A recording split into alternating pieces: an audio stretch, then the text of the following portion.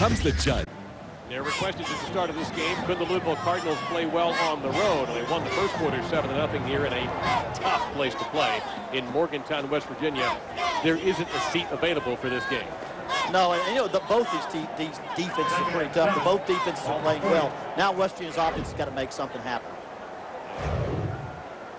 Penalty's been a problem also for West Virginia, certainly on their first drive. They'll try a little option again. And look at Slayton this time, showing some strength and dragging the tackler for a first down.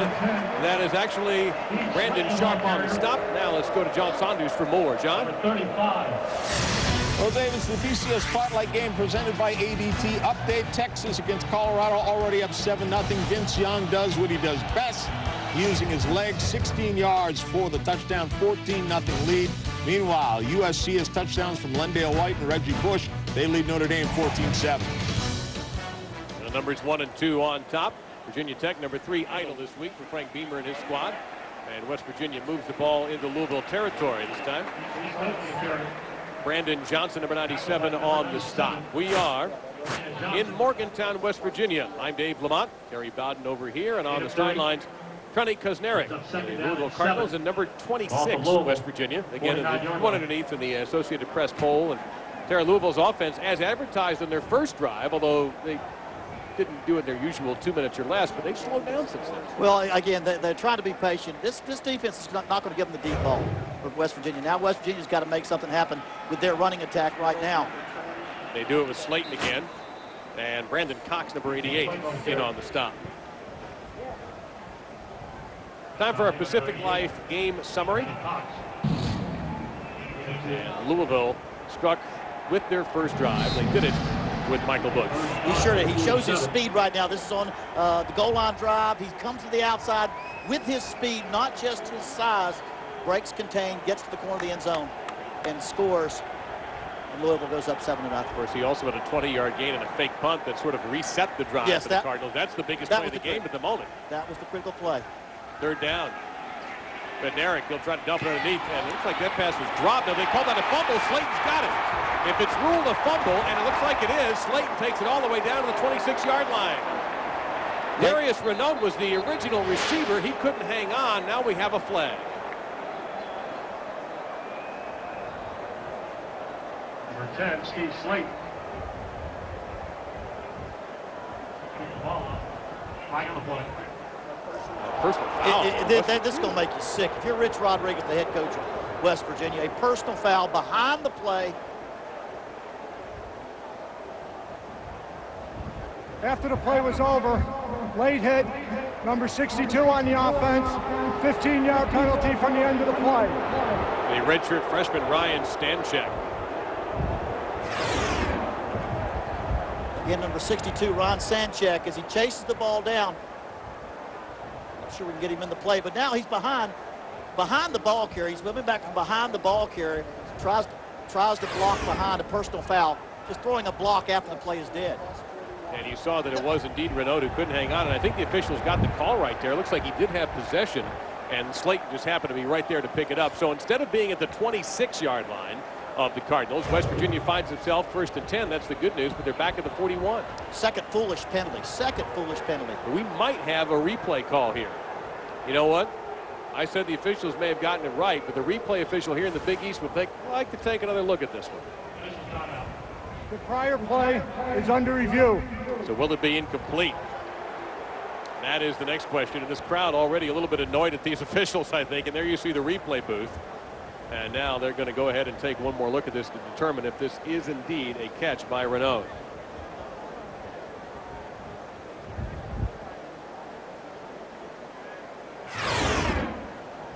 Let's see if he catches this, Terry. Ooh. You know, it looks like he might have dropped it. It wasn't contact. But regardless, I'm trying to find the block. 62, I think they called the penalty on it. Look at Elvis getting in there a little bit, too. Taken down. That's the first best shot he's had at Bednarik all time in this game today, all day, I should say. Dennis Hennigan is the referee.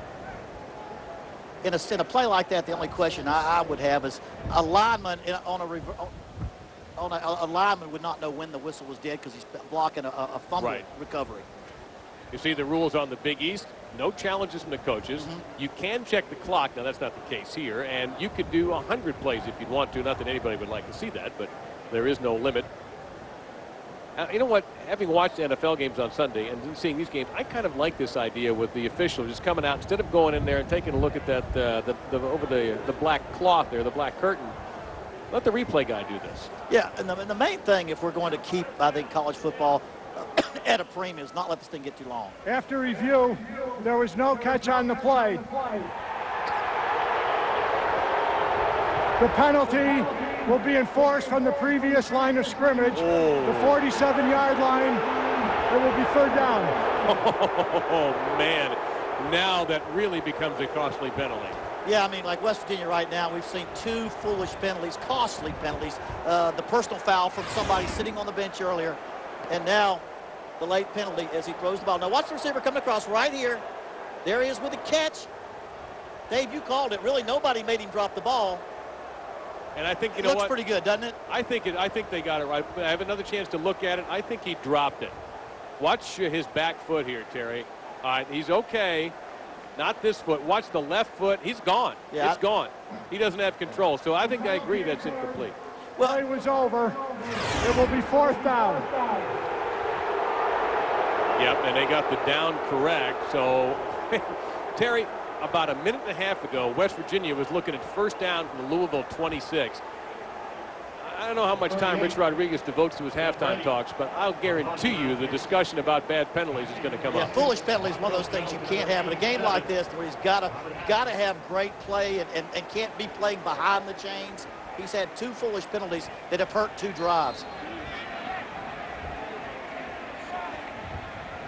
Jones deep, Haskins up short. Louisville might try to send the block after Brady. He didn't connect on this one. Louisville better clear out. Well, that's the win factor. Yep. When Louisville was kicking this way, they couldn't kick.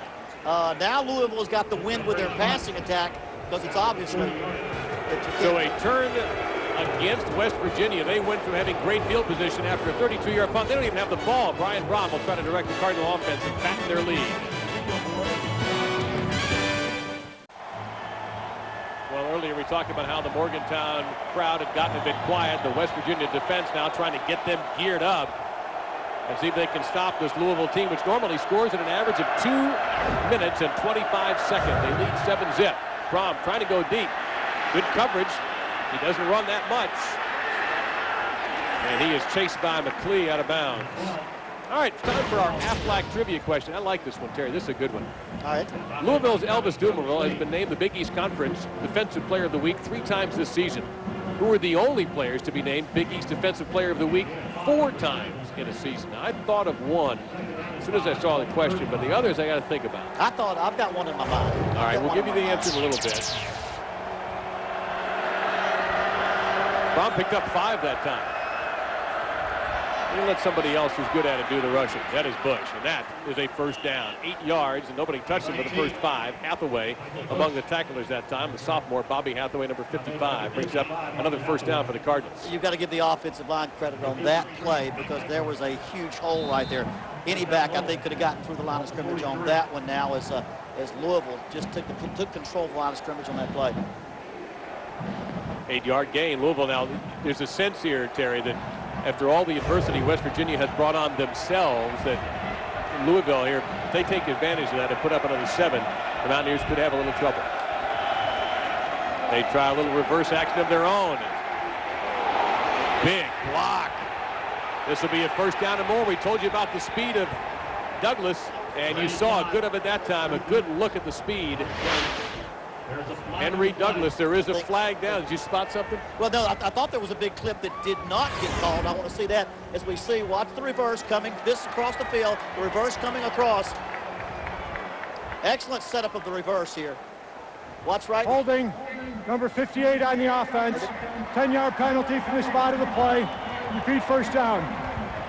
So penalty that time, the first one that's really come back to haunt the Cardinals. Well, they got away with the clip there and a holding that so pretty much that kind of was a wash on the play. Nice setup though, good play call. keep the defense off balance. You talked about Louisville maybe taking control here. The main thing for West Virginia, it's 7-0. Your defense is playing very well. The offense hadn't got uncranked yet. No panic. Don't give up the deep ball. Make Louisville work for everything they've got. They want to score quick. They want to score quick. And so let's see if they can continue to be patient. That's the key is Louisville continue to be patient. Take the underneath stuff. First down and 7.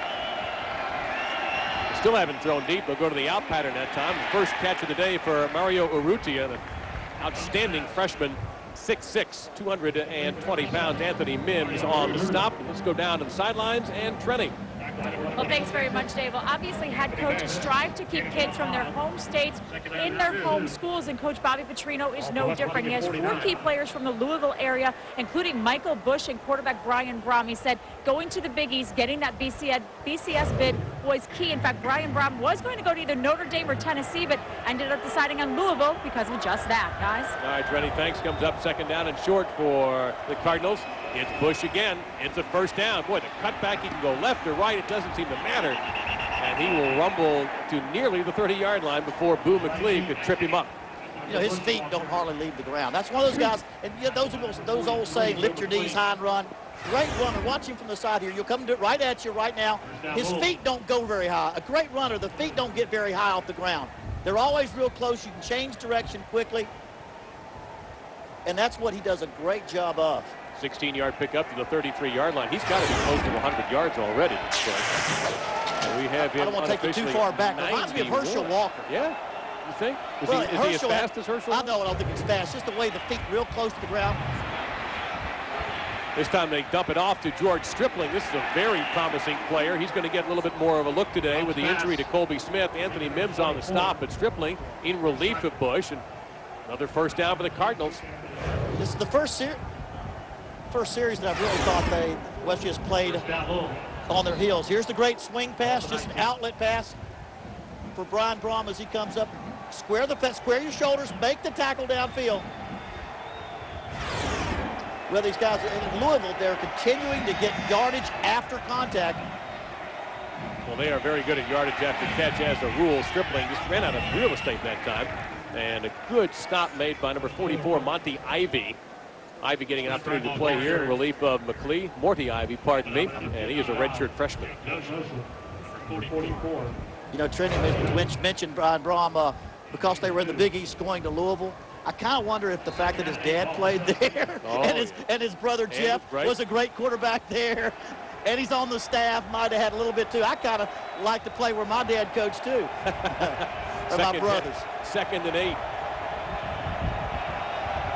See Lorello there at the top 23. Here he comes. And they picked him up, though. That baby's coming back. The old receiver guy, he's just on his motion, turned upfield. He's about 3 or 4 yards downfield on the snap. So take that out of Joshua Tinch's column. And there you see the call. Looked like Canadian football right there. Well, tomorrow night on ESPN, the Texans will battle the Seahawks. And on Monday Night Football at 9 Eastern on ABC. Join Al Michaels and John Madden. The Rams head to Indianapolis, take on the only undefeated team in the NFL, Peyton Manning, and the 5-0 Colts. Good look at Rich Rodriguez, who also calls the offensive plays for this team. He pretty much runs the show on the offensive end. Yeah, Rich has always called plays. He was, of course, my brother's offensive coordinator at Clemson and at Tulane. I've known Rich since he was back at Glenville State College as a head coach. See, in time of possession, this is exactly what he did not want to see. Yeah, I mean, they're doing it. Louisville has their game plan is right as it should be as far as for this game. As far as what they're doing, run to pass this game. 2nd down and 13 following the procedure penalty, empty backfield. Well, Brown showing some escapability there and throws it away. They'll take that. That could have been a sack. Good pressure that time by Eric Wicks, the strong safety. This is critical. This is what you've got to make the sack. When they blitz you like that and you get your hands on the quarterback, just keep your eyes on the quarterback and watch the blitz coming from the left side. When you get your hands on that quarterback, you got to tackle. You got to tackle. There was no reason to go flying up like that. Adai in coverage. So 3rd down and 13. Haven't seen them look to the middle that much yet, Terry. Let's see if they try it here. Here comes a blitz off the edge again, but he's got time. There's the pass to the middle, and it's a first down.